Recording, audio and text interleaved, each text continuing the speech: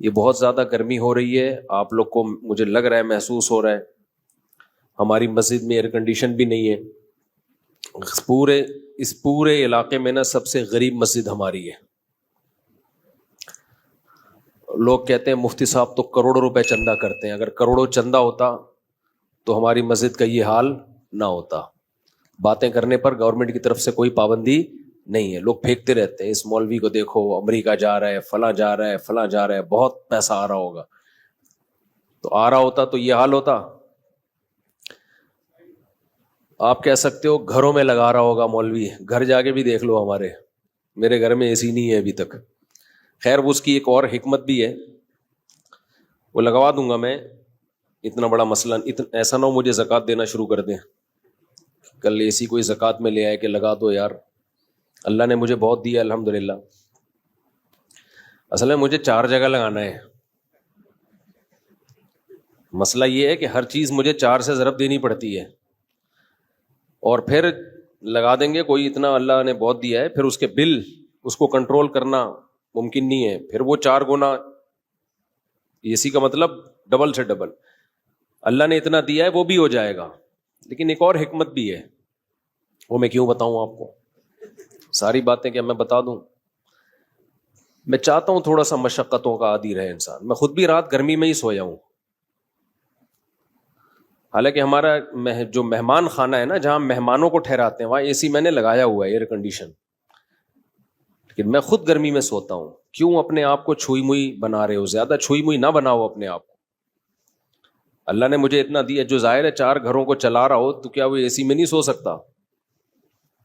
تو دفتر میں ہم نے لگایا ہے مہمان خانہ, جہاں لوگوں کو ہم ٹھہراتے ہیں, جو کوئی بہت دور سے آ جائے, کوئی قریبی رشتہ دار آ جائے تو اس کے لیے لگایا ہوا ہے. لیکن میں خود اس میں نہیں سوتا. سو سکتا ہوں میں اس لیے کہ اللہ نے گرمی کا موسم جو دیا ہے نا وہ گرمی لگانے کے لیے دیا ہے, گرمی سے بھاگنے کے لیے بولو نہیں دیا. سردیاں جو اللہ نے دی ہیں سردی لگانے کے لیے دی ہیں, سردیوں سے بھاگنے کے لیے نہیں دی ہیں. تو خدا کا واسطہ اتنے چھوئی موئی مت بنو, انسان کے بچے بنو. بہت زیادہ چھوئی موئی بن چکی ہے. ابھی جو دیکھو حاجیوں کی اتنی ساری اموات ہوئی ہیں, وجہ کیا ہے؟ اور بھی وجوہات ہوں گی اس کی, لیکن حاجیوں کی بہت ساری اموات کی ایک وجہ یہ بھی ہے کہ ایئر کنڈیشن سے نکلنا ہی لوگوں نے چھوڑ دیا ہے. تو یہ پسینہ اللہ نے کیوں رکھا ہے بھائی؟ دیکھو چلتا ہوا دریا جو ہے, چلتا ہوا پانی, وہ فریش ہوتا ہے. ہماری باڈی میں نا جب تک یہ چلتی پھرتی رہے گی, مختلف قسم کے فضلات اس کے ہماری باڈی سے مختلف طریقوں سے نکلتے رہیں گے تو فٹ رہیں گے ہم. کہیں بھی بریک لگا دی نا, اب اللہ نے مختلف طریقے رکھے ہیں. ایک طریقہ ہے پسینہ, اس سے بھی ہماری باڈی فریش ہوتی ہے. قبض ہو جائے کسی کو تو ٹینشن میں آئے گا نا, خوراک ہم کھاتے ہیں وہ بھی خارج ہوتی ہے. نبی صلی اللہ علیہ وسلم حجامہ کرواتے تھے, مہینے میں ایک دفعہ تھوڑا سا بلڈ نکال دیتے تھے, اس سے بھی ہماری باڈی کیا رہتی ہے؟ فریش رہتی ہے. خواتین کو مینسز ہوتے ہیں, ان کی انرجی کا بہت بڑا حصہ اس میں ضائع ہوتا ہے, لیکن وہ مینسز ان کی صحت کے لیے ضروری ہیں. بچے کی ولادت ہوتی ہے, نفاس کا خون آتا ہے, بہت زیادہ ان کی انرجی اس میں ضائع ہوتی ہے, لیکن وہ ان کی صحت کے لیے ضروری. یہ ساری چیزیں باڈی کو ریفریش کرنے کے لیے ہوتی ہیں. ریفریش سمجھتے ہیں؟ کمپیوٹر میں جب سسٹم میں گڑبڑ ہو تو کیا مارتے ہیں اس کو؟ ریفریش. ریفریش سے کام نہ چلے ری اسٹارٹ, ری اسٹارٹ سے بھی کام نہ چلے سافٹ ویئر اڑا دو, اس کا دوسرا ڈال دو اس میں. تو پسینہ نکلنا بھی ضروری ہے بھائی, خون نکلنا بھی ضروری ہے. اسی طرح جب شادی ہوتی ہے تو بھی انرجی استعمال ہونا شروع ہوتی ہے, وہ بھی ہماری باڈی کا حصہ ہے. جو لوگ بہت عرصہ اپنی بیویوں سے دور رہتے ہیں, سال 2 سال, ان کے بھی دماغ خراب ہونا شروع ہوتا ہے. صرف مینٹلی ڈسٹرب نہیں ہوتے, ان کی باڈی بھی خراب ہوتی ہے, بڑھاپا جلدی آتا ہے ان لوگوں میں. تو اللہ کا بنایا ایک نے, جو عورتیں بچے کی ولادت روک لیتی ہیں وہ بھی جلدی بوڑھی ہو جاتی ہیں, کیونکہ وہ بھی ایک پروسیس ہے اللہ نے رکھا ہے, ان کی انرجی اس طرح سے یوٹیلائز ہو. بچے کی ولادت میں, بلیڈنگ میں وہ انرجی یوٹیلائز ہوگی تو باڈی ریفریش ہوگی. اگر وہ انرجی روک لی جائے کہ جی طاقت استعمال نہ ہو جائے کہیں, تو وہ رکنے سے کیا ہوگا؟ ایسا ہی ہے جیسے پانی میں, تالاب میں پانی رک گیا تو پانی کا بیڑا غرق ہو گیا. پرانا پانی نکلے گا تو نیا پانی بولو آئے گا. تو اس لیے تھوڑا سا اپنے آپ کو مشقت ہو. کل میں سویا نہیں ہوں گرمی کی وجہ سے, پسینے پسینے پسینے پسینے پسینے. ہم نے کہا کوئی بات نہیں, انجوائے کرو اسی کو, ٹھیک ہے, ایسی کی تیسی, سمجھتے ہو, انجوائے کرو انہیں پسینوں کو. تو اس لیے اپنے دیکھو, ہمارے مذہب پہ چلنا اس وقت تک ممکن ہی نہیں ہے جب تک آپ محنت کے عادی نہ ہو. اس وقت تک مذہب پہ چلنا ممکن ہے نہیں, کیونکہ مذہب آپ سے جگہ جگہ آپ کی خواہشات چھڑواتا ہے. تو جو برگر فیملی بچہ ہوگا, جو بالکل ہی چھوئی موئی زندگی گزارے گا, وہ کیسے شریعت پہ چل سکتا ہے؟ شریعت پہ چلنا نفس کی خواہش کی مخالفت کے بغیر ممکن نہیں ہے. بس ایک بات کر کے میں آگے چلتا ہوں, کیونکہ یہ ٹاپک نہیں ہے. آپ بولیں گے مفتی صاحب کیا میڈیکل سائنس لے کے بیٹھ گئے ہیں, پسینے پہلے ہی نکل رہے ہیں اور نکال رہے ہیں ہمارے پسینے. دیکھو ایک بات خوب اچھی طرح سمجھو, دنیا میں ٹینشنوں کی دو قسمیں ہیں. ایک ٹینشن جو نیچرل ہے, قدرت نے رکھی ہے, وہ ٹینشن صحت کے لیے اچھی ہے. اس کی علامت یہ ہے کہ وہ سب کو ہوتی ہے. سمجھ رہے ہو نا, اس کی علامت کیا ہے؟ سب کو ہوتی ہے. تو ظاہر ہے ساری انسانیت بیمار تو نہیں ہو سکتی نا. سردی کی ٹینشن یہ سب کو ہوتی ہے کہ نہیں ہوتی؟ جب سردیاں آتی ہیں تو پورے ملک پہ آتی ہے سردی, کسی ایک اکیلے کو نہیں لگ رہی ہوتی, تھر تھر کانپ رہا ہوتا. گرمیوں کی ٹینشن اللہ نے سب کے لیے, تو یہ سب کے مطلب ہے کہ اللہ دینا چاہتے ہیں یہ ٹینشن, یہ آپ کے لیے مفید ہے. کبھی کبھار ہمیں زکام ہو جاتا ہے, یہ سب کو ہوتا ہے. دنیا میں کوئی ایسا آدمی میں نے نہیں دیکھا جس کو کبھی بھی زکام نہ ہوتا ہو. اب یہ چھوٹی سی بیماری جو ہے یہ ہے ٹینشن, لیکن یہ سب کو ہوتی ہے. اسی وجہ سے بہت بڑے ڈاکٹر ہیں آغا خان ہاسپٹل کے, میری ان سے گپ شپ ہوئی, انہوں نے کہا کہ جو ہیلتھ کے اور صحت کے معیارات ہیں نا, ان میں نزلہ زکام کھانسی کو شامل نہیں کیا جاتا. یعنی کھانسنے والا نزلے والا آدمی بھی صحت مند ہی ہے. ہاں ایسا نہ ہو کہ کھانستا ہی آ رہا ہو بچپن سے, یعنی کبھی کبھار کھانسی زکام نزلہ, اس سے کیا ہوتا ہے, یہ وہ ٹینشنیں ہیں جو آپ کو بڑی ٹینشنوں سے بچا لیتی ہیں, آپ کا امیون سسٹم بوسٹ کر دیتی ہیں یہ. تو ان چیزوں میں پریشان ہونا. اسی طرح بچے جب پیدا ہوتے ہیں, بچہ چیخ چیخ کے روتا ہے, گلا پھاڑ پھاڑ کے, ہاں کچھ نہیں دیکھتا کہ یہ کمبخت کے باپ کے سونے کا ٹائم ہے یا ماں کے سونے کا ٹائم ہے. جب وہ روتا ہے تو, اور وجہ بھی سمجھ میں نہیں آ رہی ہوتی, تو یہ کسی ایک ہی بچے کے ساتھ ہوتا ہے یا ہر بچے کے ساتھ ہوتا ہے؟ ہر بچے کے. اس کا مطلب یہ نیچرل ہے, یہ اس کے لیے ضروری ہے. نہیں روئے گا نقصان ہوگا اس کو. اس لیے ایک دم بچے کے رونے پہ مائیں آج کل کیا کرتی ہوں, میرا بچہ پتہ نہیں کیوں رو رہا ہے, وجہ ہی سمجھ میں نہیں آ رہی, ہاں اس کو چپ نہیں کراؤ, چپ رونے دو کمبخت کو, رونے دو پاگل آدمی. یہ نیچرل ہے بھائی. اللہ تعالیٰ تمہارے اندر برداشت پیدا کرنا چاہتے ہیں. اللہ دیکھنا چاہ رہے ہیں کہ تم گدھے تو نہیں ہو کہیں. دیکھو قرآن کہتا ہے کہ میں نہ کسی کا زبانی دعویٰ قبول نہیں کرتا جب تک اس کو آزما نہ لوں. یہ قرآن کے الفاظ ہیں سورہ عنکبوت کے. تو ہر انسان دعویٰ کرتا ہے میں خوش اخلاق ہوں, میرے اندر برداشت ہے. تو اللہ بچے کو کہتے ہیں چیخ, رو, بلا وجہ رو, کوئی ریزن نہیں ہونی چاہیے, اور ایسے ٹائم پہ رو جب ان کمبختوں کے سونے کا ٹائم ہو. اب جو پاگل ہے ان کو غصہ آئے گا بچے کے اوپر, حالانکہ بچے کو کوئی قصور ہے, اس کو کیا پتا کہ سونے کا ٹائم ہے, جاگنے کا ٹائم ہے. تو پاگلوں کو غصہ کس پر آئے گا؟ بچے پر. وہ چیخیں گے چپ ہو جا, خاموش ہو جا, بے وقت چیختا ہے, گلا, مائیں کیا کہہ رہے تو گلا دبا دوں گی تیرا. تو فرشتے لکھ دیتے ہیں کہ ہے انسان, لیکن یہ جو ماں باپ ہیں یہ اصل میں گدھے ہونے چاہیے تھے. فرشتوں نے ان کو کیا بنا دیا, یعنی ہے انسان, سافٹ ویئر کون سے ڈلے ہوئے ان میں؟ ڈنکی والے. گدھے کے نامناسب ہے. سافٹ ویئر جو ان میں ڈلے ہوئے ہیں وہ کون سے ڈلے ہوئے ہیں؟ ڈنکی کے. اس لیے یہ بہت بہترین معیار ہے کسی کے اخلاق کو جانچنے کا کہ بچے پہ اس کو غصہ آ رہا ہے کہ نہیں آ رہا. اگر بچے پہ آ رہا ہے نا, جو ناسمجھ بچہ ہے, اس پہ غصہ آنا اس کی علامت ہے کہ آپ ادھر سے آؤٹ ہیں. بالغ پہ غصہ آنا بنتا ہے, کیونکہ وہ جو کر رہا ہے جان کے کر رہا ہے، غلط کر رہا ہے. وہ بچے کو کیا پتا بھائی صحیح کیا ہے اور غلط کیا ہے؟ تو بچے پہ کیوں غصہ آ رہا ہے آپ کو؟ اس کا مطلب آپ اوپر سے فارغ ہیں. آپ کو تکلیف ہونا ایک الگ بات ہے. تکلیف ہوتی ہے کہ بھائی نیند خراب ہو رہی ہے، صبح آفس جانا ہے، دفتر جانا ہے، چلو سمجھ میں آ رہا ہے. غصہ کس بات پہ آ رہا ہے بچے پہ؟ اس میں تھوڑی اتنی سینس ہے. تو بچے کا رونا یہ نیچرل ہے، سمجھتے ہو؟ ہاں کوئی تکلیف ہو رہی ہے یا بہت زیادہ ہی روئے چلا جا رہا ہے تو ایک الگ بات ہے، لیکن صرف رونے پر پریشان ہونا یہ بیوقوفی ہے. اسی طرح بچوں کو موشن لگنا یہ بھی کیا ہے؟ بولتے کیوں نہیں؟ نیچرل ہے. سب بچوں کو موشن لگتے ہیں، قدرت نے ان کے پیٹ کی صفائی کا یہ سسٹم بنایا ہوا ہے. تو ایک دم پاگل ہو جانا، بچے کو موشن لگ گئے پاگلوں کی طرح چیخنا، یہ اس کی علامت ہے کہ موشن آپ کو لگنے چاہیے تھے، اصل میں غلطی سے اس کو لگ گئے. ہاں اس میں یہ ہے کہ جو سمجھدار ڈاکٹر ہیں وہ یہی کہتے ہیں، جو چائلڈ اسپیشلسٹ ہیں، کہ ہوئے کوئی بات نہیں، اتنی جلدی اس کو اینٹی بایوٹک کی ضرورت نہیں ہے، اتنی جلدی سیریس لینے کی ضرورت نہیں ہے، اور یہ نیچرل ہے. ہر بچے کو موشن لگتے ہیں، یہ نیچرل ہے بچوں میں.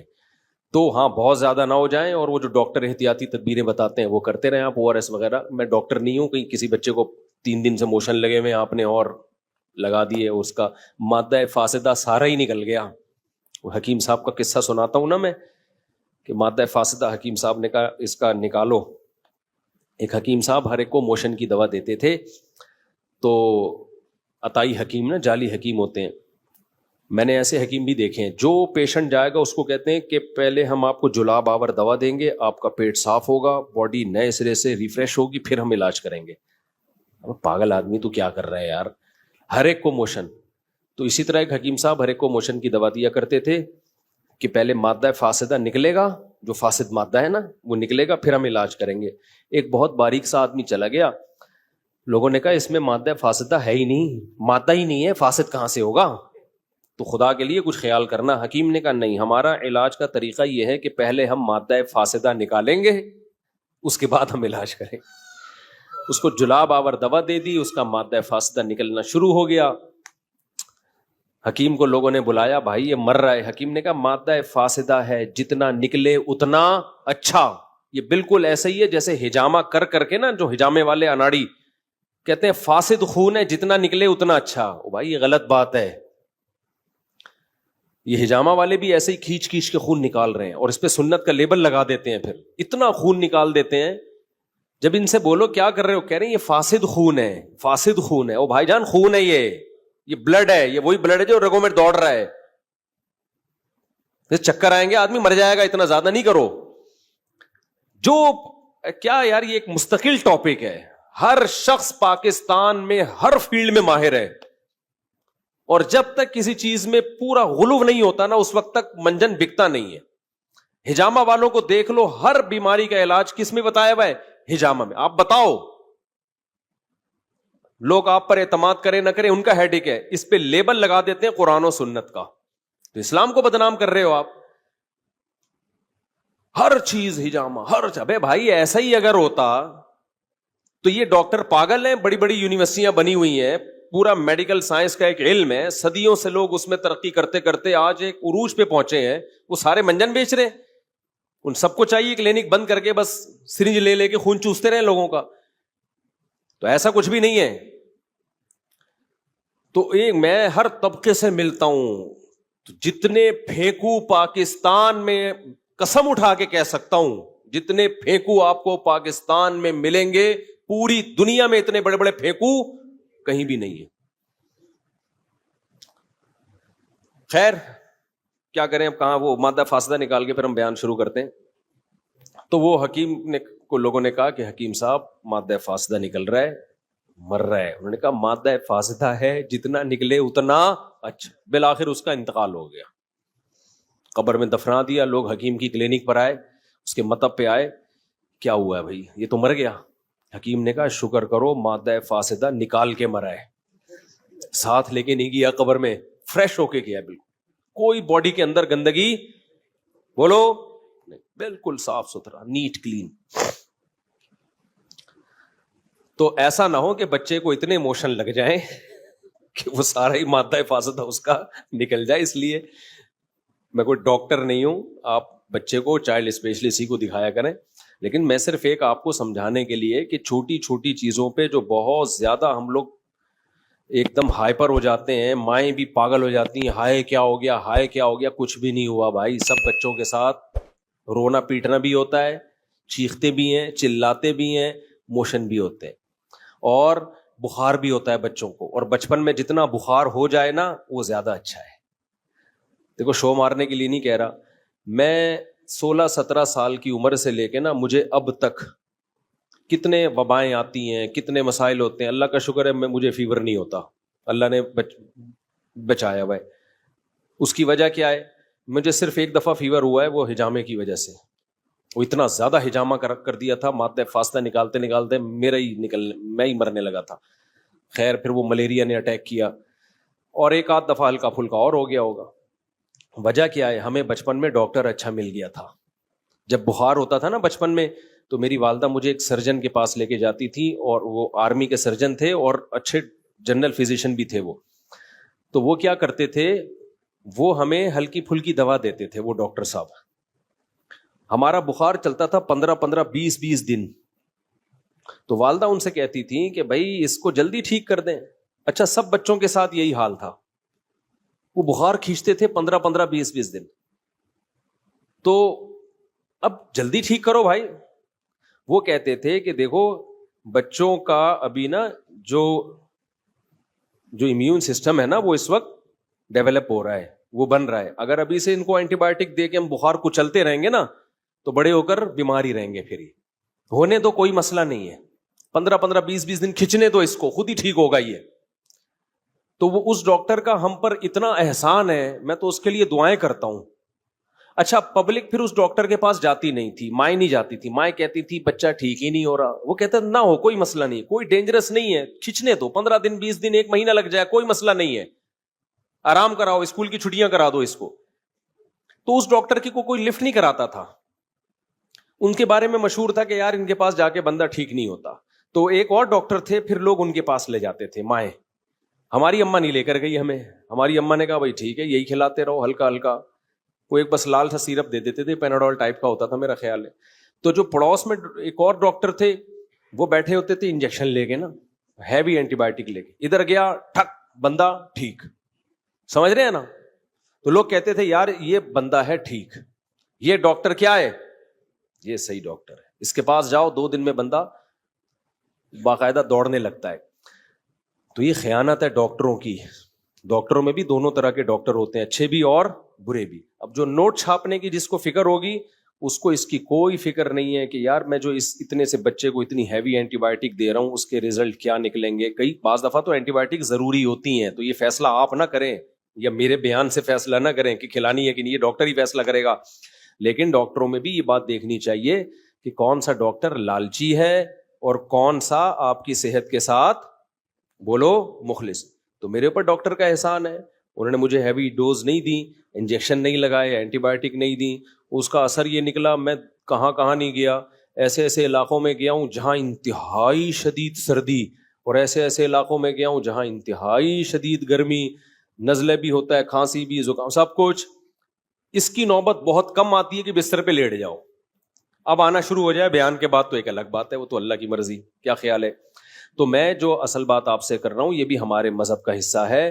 اپنی باڈی کو بہت زیادہ چھوئی موئی بولو مت بناؤ.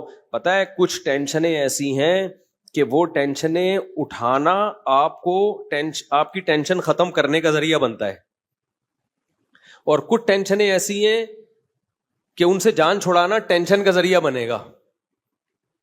ایک چرسی, وہ چرس نہیں پیتا, خوشی ہوتی ہے, یہ ٹینشن ہوگی اس کو جب چرس نہیں ملے گی, ٹینشن. لیکن اگر وہ یہ ٹینشن اٹھا لے گا تو ہمیشہ کی ٹینشن سے جان چھوٹے گی کہ نہیں چھوٹے گی؟ کیا خیال ہے بھائی؟ جو سگریٹ پینے کی ٹینشن, سگریٹ پینے کا عادی ہے, وہ جب سگریٹ نہیں پیے گا تو خوشی ہوگی یا ٹینشن ہوگی؟ ٹینشن ہوگی. لیکن یہ ٹینشن چند دن اٹھا لے تو یہ بہت بڑی ٹینشنوں سے اس کو نجات دے دی, خرچہ بچ جائے گا اس کا. اور وہ جو اس کی سگریٹ نہ ملنے پر طبیعت خراب ہوتی تھی وہ طبیعت خراب ہونا بند. سگریٹ پینے کے بعد جو اس کو سکون ملتا تھا وہ سگریٹ پیے بغیر ہی ملنا شروع ہو جائے گا. کیا خیال ہے بھائی؟ تو جو سکون کے پیچھے بھاگتے ہیں نا ان کو سکون کے علاوہ سب کچھ ملتا ہے. میں نے اور آپ نے یہ دیکھنا ہے کہ اللہ رسول کا حکم کیا ہے, بس اس کو فوکس کرو گے تو سکون آپ کے پیچھے بھاگے گا.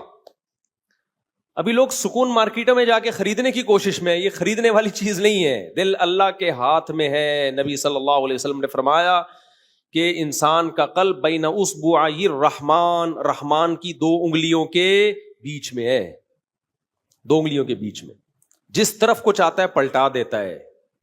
تو اس لیے ہم نے فوکس کرنا ہے اللہ اس کے رسول کے حکم کو. یہاں ایک اور بات میں آپ سے عرض کروں, ہم سکون تلاش کرتے ہیں کھانے پینے میں, تبھی آج کا مسلمان ہر وقت جگالی کرتا ہے. کیا خیال ہے؟ بولو نا کیا ہو گیا؟ ہر وقت کیا کرتا ہے؟ جیسے بکریاں نہیں ہر وقت کھاتی ہیں, جب نہیں کھاتی تو پھر ویسے ہی منہ چلتا رہتا ہے. ہماری بکری کو آگے دیکھ لینا کسی وقت, جب کھانا ہوگا تو کھا رہی ہوگی, اور جب نہیں ہوگا نا تو منہ چلا رہی ہوگی. اس کے علاوہ کوئی اور کام ہے؟ اور مینگنیاں بنا بنا کے نکال رہی ہوگی. ادھر کھائے گی, اتنی مینگنیاں نکالتی ہے نا بکری, کھائے گی نکالے گی ادھر سے مینگنیاں بنا کے, تو دودھ بھی بنا کے نکالتی ہے الحمدللہ. تو انسان بھی نا آج کا سکون کی تلاش میں چاہتا ہے کہ ہر وقت کچھ نہ کچھ کھاتا رہے. یہ مزاج شریعت نہیں ہے, یہ سکون حاصل کرنے کا نیچرل طریقہ بولو نہیں.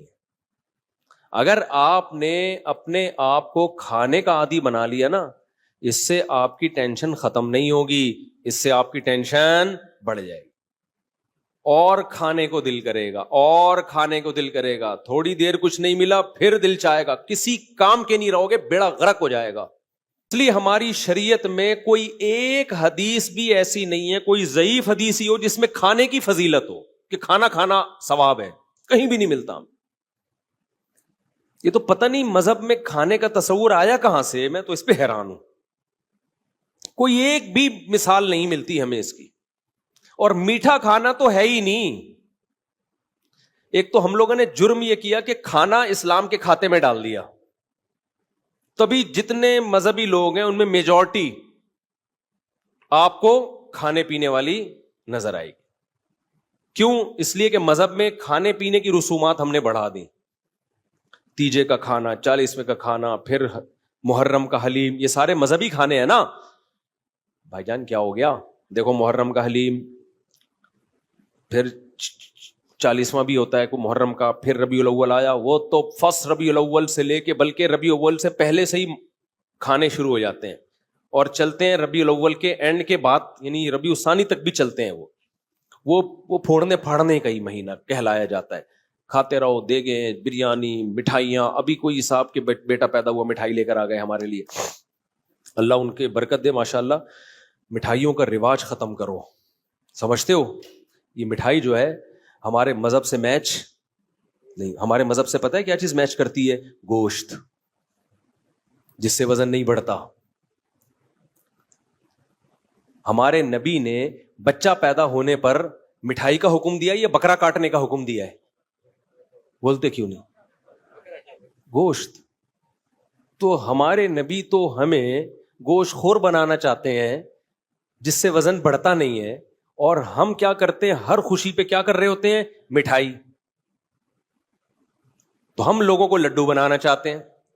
کیا خیال ہے بھائی؟ ہم لوگوں کو کیا بنانا چاہ رہے ہیں؟ لڈو. 3 میٹھے ہیں جو شریعت میں جس کی فضیلت ہے, کہ انجیر ہے جس کا اللہ نے قرآن میں بڑا زبردست ذکر کیا. انجیر میں جس ٹائپ کا گلوکوز ہوتا ہے وہ ایک الگ ٹائپ کا ہے, جو ڈاکٹر کی اس کو الگ نام دیتے ہیں اس. دوسرا ہے شہد, اس میں بھی ڈیفرنٹ ٹائپ کا گلوکوز ہوتا ہے. اور تیسری چیز ہے کھجور, اس میں دونوں طرح کا گلوکوز ہوتا ہے. تو اس کے علاوہ تو ہمیں نہیں ملتا کوئی. ادھر سے آپ صلی اللہ علیہ وسلم نے کوئی جلیبی کبھی کھائی ہو, یا کبھی آپ صلی اللہ علیہ وسلم نے برفی کھائی ہو, مٹھائیوں کے نام ہیں ہی نہیں. کھا لیں آپ, ہم بھی کبھی کبھار کھا لیتے ہیں, اس پہ مذہب کا لیبل بولو. یہ میرا بیان جو ہے نا, آپ کہیں گے مفتی صاحب کس ٹائپ کا بیان لے کے بیٹھ گئے ہو آپ. یہ میں وہ باتیں آپ کے سامنے کر رہا ہوں جو ہماری سوسائٹی کی نیڈ ہیں. دیکھو اسلام کی خوراکوں پہ اگر غور کرو گے نا تو پتا چلے گا کہ اسلام آپ کو ایکٹیو بنانا چاہتا ہے، اسلام آپ کو سست نہیں بنانا چاہتا. ہمارے جو دیندار حضرات ہیں یا مسلم قوم ہے، ان کی خوراکیں ایسی ہیں کہ یہ کمبخت چست ہو ہی نہیں سکتے. تو جو چست نہیں ہو سکتا وہ مذہب پہ کیسے عمل کر سکتا ہے؟ نہیں آ رہی میرا خیال ہے بات. مذہب میں نا سستی منع ہے. نبی صلی اللہ علیہ وسلم نے فرمایا اللہم انی اعوذ بک من الجبن ومن الکسل، اے اللہ بزدلی سے بھی تیری پناہ مانگتا ہوں اور سستی سے بھی تیری پناہ مانگتا ہوں.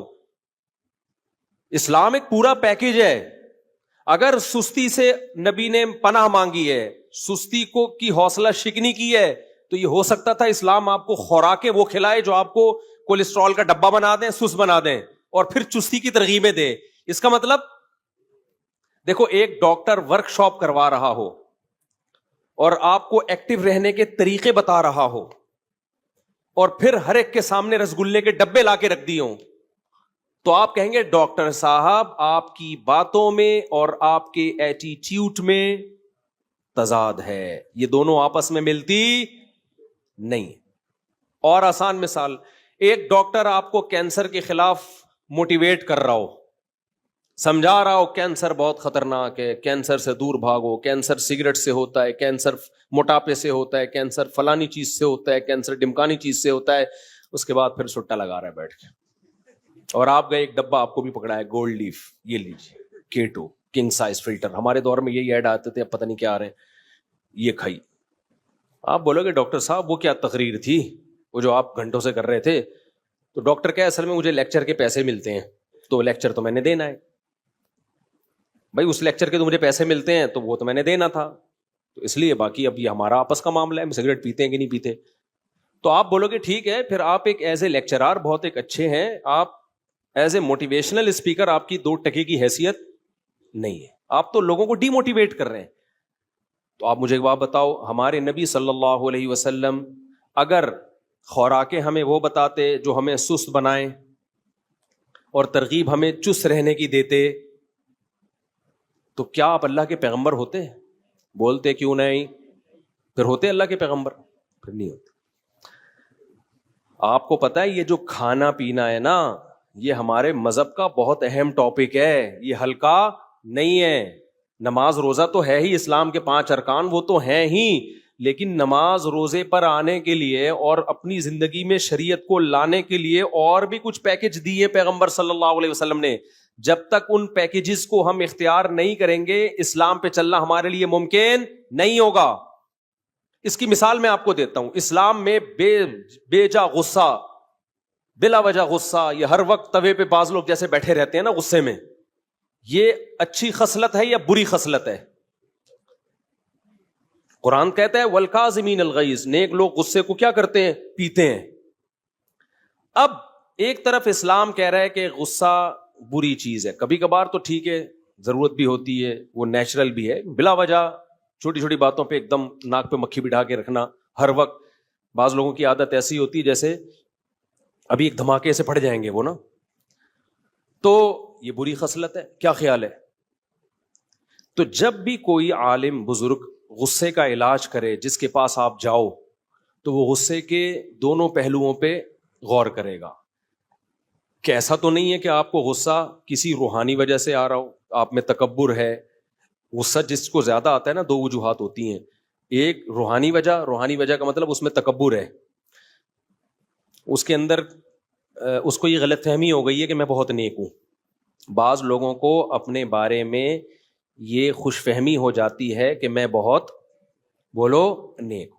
یہ بہت بڑی بیماری ہے، اور یہ ان لوگوں کو زیادہ ہوتی ہے جو مشہور ہوتے ہیں، جیسے ہم لوگ، جن کے لوگ ہر وقت تعریفیں کرتے رہتے ہیں، مفتی صاحب آپ اتنے اچھے، آپ اتنے اچھے. تو بعض دفعہ آدمی کو اپنے بارے میں وہم ہوتا ہے شاید واقعی میں بہت اچھا ہوں. یہ ہو جاتا ہے، یہ بہت خطرناک بیماری ہے. اس کا نقصان یہ ہوتا ہے کہ پھر اگر کوئی آپ سے غلطی ہوتی ہے نا، اور کوئی کہتا ہے آپ سے یہ غلطی ہوئی، تو آدمی کی کھوپڑی گھومتی ہے. وہ کہتا ہے میں کیسے، مجھے تو اتنے لوگ میرے ہاتھ چومتے ہیں، وہ بھی مجھے اچھا کہہ رہا تھا، وہ بھی اچھا کہہ رہا تھا، وہ بھی اچھا، تو یہ میں کیسے؟ بھائی دل چاہ رہا تیرے رکھ کے میں تھپڑ لگاؤں. بھائی جتنا بھی اچھا ہو جائے، یہ کسی کتاب میں لکھا ہوا ہے کہ اب آپ سے کوئی غلطی نہیں ہو سکتی. یہ کسی کتاب میں لکھا ہوا ہے؟ لکھا ہوا بھی ہوتا تو وہ کتاب میں غلط لکھا ہوا ہے، اس کا مطلب ہے. ٹھیک ہے نا. تو یہ جن لوگوں کو ایسے غصہ آتا ہے نا، یہ روحانی مسئلہ ہے ان کے ساتھ. ان کو اپنے بارے میں بل الانسان علی نفسہ بصیرہ، قرآن کہتے ہیں انسان اپنے بارے میں باخبر ہوتا ہے، اس کو پتا ہوتا ہے میں کتنے پانی میں ہوں، لیکن وہ اپنے بارے میں اپنی رپورٹ کے بجائے دوسروں کی رپورٹوں پہ اعتماد کرتا ہے. لوگ کہہ رہے ہیں بھائی بہت اچھا، تو وہ اپنے بارے میں خوش فہمی میں. یہ بہت مسئلہ مذہبی اسکالرز کے ساتھ بھی ہوتا ہے، اور جو بھی اس طرح کے ذرا مشہور لوگ ہوتے ہیں نا، ان کے بگڑنے کے چانس زیادہ ہوتے ہیں. وہ وہم ہو جاتا ہے کہ میں بہت. ایک صاحب تھے، انہیں کوئی بوڑھا بھی ذرا سی نصیحت کرتا نا تو وہ بہت غضبناک ہوتے ہیں. یہ بھی نہیں دیکھتے کہ یار بوڑھے کا تو تھوڑا سا یہ عمر میں آپ سے زیادہ ہے، ٹھیک ہے علم میں نہیں ہوگا لیکن عمر کا بھی تو کوئی خیال ہوتا ہے نا. ایک نوجوان عالم کو جب کوئی بوڑھا تنبیہ کر رہا ہو تو اس عالم کو اپنے علم کو ایک طرف رکھ لینا چاہیے، اس بوڑھے کے بڑھاپے کا خیال کر لینا چاہیے کہ یار بڑے بزرگ ہیں، چھوڑو ڈانٹ کھا لو تھوڑی دیر کے لیے. تو وہ جو ان عالم کو نا بہت زیادہ غصہ آتا تھا، کوئی بھی نصیحت کرے بہت زیادہ غصہ آتا تھا. تو میں بڑا پریشان تھا کہ یار ان مولانا کو ہو کیا گیا ہے، کوئی ذرا سی بات کرتا ہے ایک دم ایسے، اور بات بھی صحیح کر رہا ہوتا ہے وہ. تو کسی نے بڑا اچھا تبصرہ کیا، انہوں نے کہا اصل میں ان مولوی صاحب کو اپنے بارے میں یہ وہم ہو گیا ہے کہ میں بہت نیک. بعض دفعہ ہو جاتا ہے، انسان ہے، تو یہ وہم دور کرنے کی ضرورت ہے کہ حضرت آپ کو بہت زیادہ نیک نہیں ہے، ایسے ہی ہیں جیسے سب لوگ ہوتے ہیں. اب اس کا مطلب یہ نہیں کہ آپ علماء کو جا کے بتانا شروع کر دیں حضرت آج ہمیں پتہ چلا آپ اتنے ہیں نہیں. تو آپ کا کام علماء سے عقیدت محبت ہی ہے، سمجھ رہے ہو. ہاں کوئی واضح غلطی نظر آئے 2 اور 2 4 کی طرح تو اس پہ ایک دفعہ تنبیہ کر دی جائے، لیکن خود عالم کی تو ذمہ داری ہے نا وہ اپنے بارے میں غور کرے، حد سے زیادہ خوش فہمی میں مبتلا نہ ہو. تو غصہ ختم کرنے کا ایک روحانی بھائی یہ وجہ ہے. تو جو بزرگ ہوں گے، سچی مچی کے بزرگ ہوں گے، وہ آپ کے اس ٹیکنیکل فالٹ کو دور کریں گے، آپ کے اندر سے خود پسندی کو ختم کریں گے کہ بھائی نارمل رہو، جیسے سارے ہیں نا ایسے ہی بن کے رہو. دوسرا، غصے کا بعض دفعہ سبب کوئی روحانی سبب نہیں ہوتا، جسمانی سبب ہوتا. آپ بلڈ پریشر کے مریض ہیں تو ظاہر ہے آپ کو بات بات پہ بولو غصہ آئے گا. تو جو اللہ والے بزرگ ہوں گے وہ آپ کے غصے کے علاج کے لیے یہ بھی کہیں گے کہ بھائی ڈاکٹر کو بھی دکھاؤ، کوئی جسمانی بیماری تو نہیں ہے کہ ہر تھوڑی دیر کے بعد آپ کی رگ پھڑکنا شروع کر دیتی ہے، بیٹھے بیٹھے ایسا لگتا ہے جیسے کسی نے نیچے سے چولہا جلا دیا ہو. کیا خیال ہے بھائی؟ بعض لوگ ہوتے ہیں بیٹھے بیٹھے نا ایسا لگتا ہے کوئی چولہا جلا کے چلا گیا ہے، آرام سے بیٹھے ہوئے تھے ایک دم پتہ نہیں کیوں پھٹکنا شروع ہو گئے. ہوتا ہے کہ نہیں ہوتا؟ تو وہ کیا ہے بھائی؟ یا تو بلڈ پریشر کی بیماری ہے، یا اعصابی کمزوری ہے، پٹھے کمزور ہو گئے ہیں، مسل کمزور ہو گئے ہیں، برداشت ختم. بڑھاپے میں غصہ زیادہ آتا ہے، تبھی تو اللہ نے بوڑھے والدین کے بارے میں کہا کہ اگر وہ جھڑکیں تو آگے سے اف مت کرو، کیونکہ بوڑھے ہو گئے ہیں، اب ان میں برداشت ختم ہو گئی ہے. تو غصے کا آپ کی صحت سے بہت گہرا تعلق ہے. تو اب مجھے ایک بات بتاؤ، جو یہ چاہتا ہے کہ میں جنت میں جاؤں اور بلا وجہ غصہ نہ کروں، تو شریعت کے اس حکم پہ چلنے کے لیے اس کو اپنا روحانی علاج بھی کرانا پڑے گا. روحانی سے وہ ٹوپی ڈراموں والا عاملوں کا نہیں، ان کو تو خود علاج کی ضرورت ہے. تو اب مجھے ایک بات بتاؤ، جو جہنم سے بچنا چاہتا ہے اس کو اپنے غصے پہ کنٹرول کرنا پڑے گا کہ نہیں پڑے گا؟ تو کیا اس کے لیے صرف روحانی علاج، یہ روحانی سے مراد تکبر ختم کر دے، دنیا کی محبت ختم کر دے، صرف یہ کافی ہوگا؟ یہ جسمانی علاج کی بھی ضرورت ہے کہ نہیں ہے؟ یقیناً ہے، جسمانی علاج کی بھی ضرورت ہے. تبھی تو ہمارے نبی صلی اللہ علیہ وسلم نے عبادت میں اعتدال کا حکم دیا، فرمایا تمہاری جان کا بھی تم پر حق ہے. بعض صحابہ پوری رات نماز پڑھتے تھے تو نبی نے ان کو منع کیا. وجہ اس کی کیا ہے؟ بھائی آپ کی صحت خراب ہوگی تو آپ کا گھر والوں کے ساتھ ایٹیٹیوڈ خراب ہوگا، آپ ڈپریشن میں کوئی الٹا کام کرو گے جا کے. فوجیوں میں دیکھو نا رات کو ٹائم پہ سلایا جاتا ہے، وہ سلانا بھی گورنمنٹ کی طرف سے پابندی ہے، سوئے گا تو ان کو پتا ہے نہیں سوئے گا صبح اٹھ کے کیا کرے گا. جو جنگ لڑنے والے ہوتے ہیں یا جہاں بھی سیکیورٹی کا مضبوط نظام ہوتا ہے نا، تو اس میں ملازمین کو سلانا بھی پابندی ہوتی ہے. سونا ہم جب مدرسے میں پڑھتے تھے نا تو ہم پہ یہ بھی پابندی تھی کہ آپ نے اتنے بجے لازمی سو جانا ہے. مجھے یاد ہے میرے استاذ بہت زیادہ اس بات پہ سختی کرتے تھے کہ دوپہر قیلولہ کیا ہے کہ نہیں کیا. ان کو پتا ہوتا ہے ان کمبختوں نے اگر دوپہر نہیں سوئے نا تو یہ پڑھیں گے نہیں, پھر یہ تھکے تھکے رہیں گے, پڑھائی میں دل نہیں لگے گا ان کا. تو یہ خوب سمجھ لیں, مذہب پہ چلنے کے لیے, اللہ کو راضی کرنے کے لیے جیسے روحانی بیماریوں کا علاج کرنا ضروری ہے, ایسے ہی جسمانی بیماری کا علاج بھی ضروری ہے. اس کے بغیر آپ مذہب پہ نہیں چل سکتے. تو جیسے غصہ اسلام میں بری چیز ہے, خوش اخلاقی اچھی چیز ہے. نبی صلی اللہ علیہ وسلم نے فرمایا قیامت کے دن میرے سب سے قریب وہ ہوگا جس کے اخلاق سب سے اچھے ہوں گے. تو کیا مطلب سارے بلڈ پریشر کے مریض نبی کے ساتھ ہوں گے قیامت کے دن؟ بولو نا بھائی, نہیں. بلڈ پریشر والوں کا وہ تو کہاں ہوں گے, وہ تو اچھے اخلاق ان کے بہت مشکل ہے نا. اسی طرح یاد رکھو, ہاں ایک اللہ کی طرف سے بیماری مسلط ہو گئی, اس پہ تو پھر صبر کا ثواب ملتا ہے. وہ تو اللہ کی, جیسے ایوب علیہ السلام ساری زندگی بیمار رہے ہیں, اس میں ایوب علیہ السلام کا قصور نہیں تھا, وہ بیماری کس کی طرف سے تھی؟ اللہ کی. اور علماء کہتے ہیں ایسی بیماری میں صبر کی توفیق بھی ملتی ہے, جس میں انسان کی اپنی حماقت نہ ہو, بلکہ یہ کس کی طرف سے ہو؟ اللہ کی طرف سے ہو. ہماری بیماریاں ہماری اپنی حماقتوں سے ہیں, اللہ کی طرف سے نہیں ہیں, اپنی حماقتوں سے ہیں. تو اب میں یہ اتنی لمبی تمہید کے بعد آپ سے عرض کر رہا ہوں کہ اسی طرح جیسے اسلام میں غصہ حرام ہے, بد اخلاقی حرام ہے, اسی طرح اسلام میں سستی بھی کیا ہے؟ بولو, حرام. سست آدمی نماز پڑھ سکتا ہے؟ نہیں. فجر میں دیکھ لو, فجر میں کسی بھی مسجد میں پکے نمازیوں کا ریشو دیکھو, عام لوگوں کی بات نہیں میں کر رہا, کتنے تھوڑے نمازی ہوتے ہیں. تو یہ کیا اس کی علامت ہے کہ اتنے جو تھوڑے نمازی ہیں یہ اس لیے ہیں کہ قوم چست بہت ہے, ایکٹیو بہت ہے. نمازیوں سے نہیں اٹھا جاتا, نمازیوں سے فجر میں نہیں اٹھا جاتا. کیوں؟ سست ہیں. اور بہت سارے کام ہمارے دیکھ لو, ایک کام نہیں ہے, صرف نماز پڑھ کیسے رہے ہوتے ہیں, ایسے پڑھ رہے ہوتے ہیں. ایک صاحب کو میں نے دیکھا نماز پڑھ رہے ہیں, ایک ٹانگ پہ پورا زور, پھر تھوڑی دیر میں یہ والی ٹانگ ہلکی, دوسری. ابے تجھ سے سیدھا کھڑا نہیں ہوا جا رہا یار, اللہ کے سامنے تم کھڑے ہو, اتنی سستی. یہ سستی ہے نا بھائی. سست آدمی کبھی سیدھا کھڑا ہو سکتا ہے؟ بولو, وہ ٹیڑھا میڑا ہی ہوگا.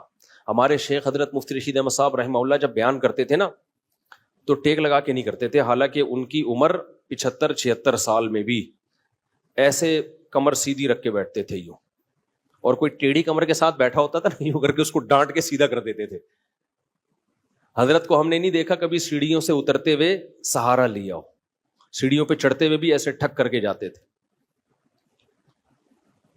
آج کیا ہے, پہلی منزل پہ جانا ہے لفٹ کے ذریعے جا رہا ہے. ابے 2 سیڑھیاں چڑھ لے, یہ بہت ضروری ہے تیرے لیے, تھوڑے سے گھٹنے ایکٹیو رہیں گے نا.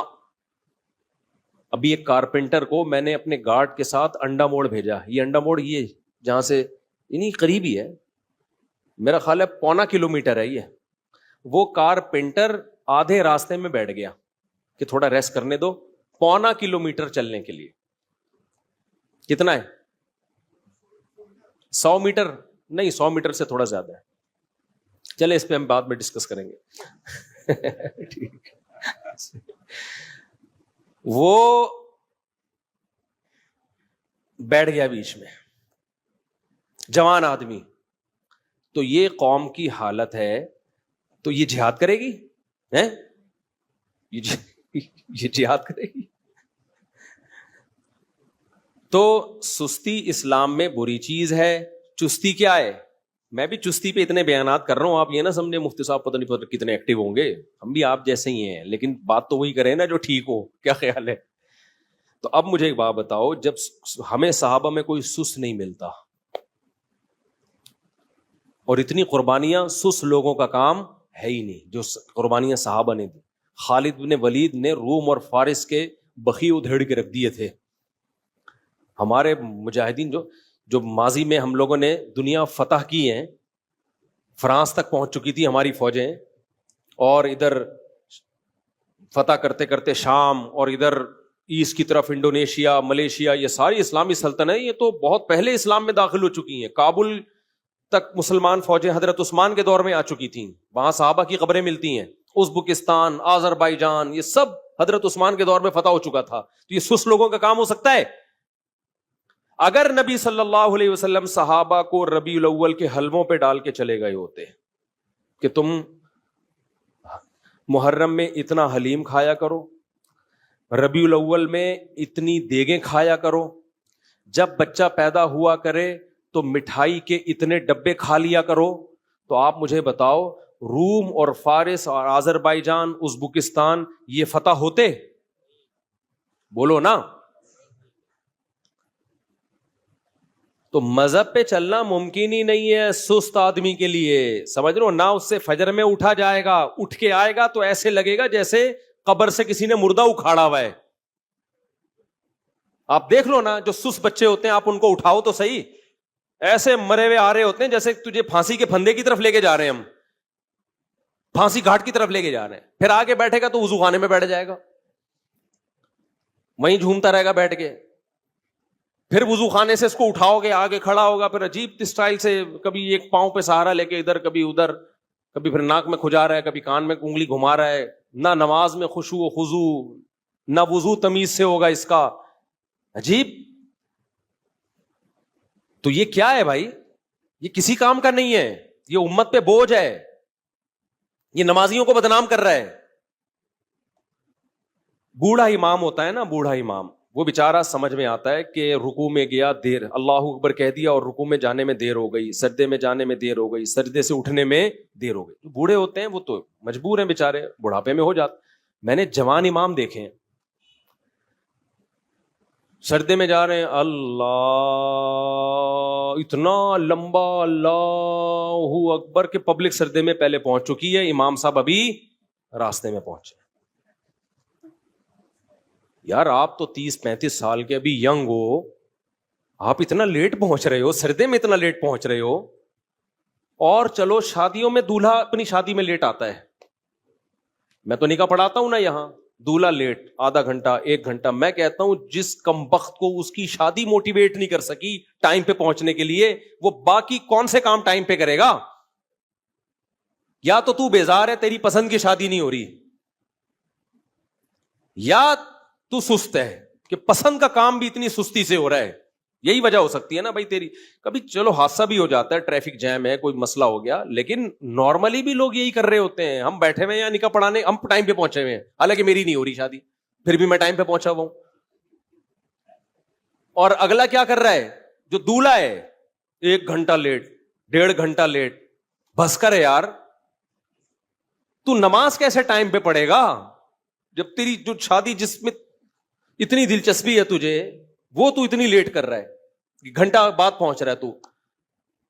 تو یہ مقصد کہ یہ قوم سست ہے یا نہیں ہے، مجھے یہ بتاؤ.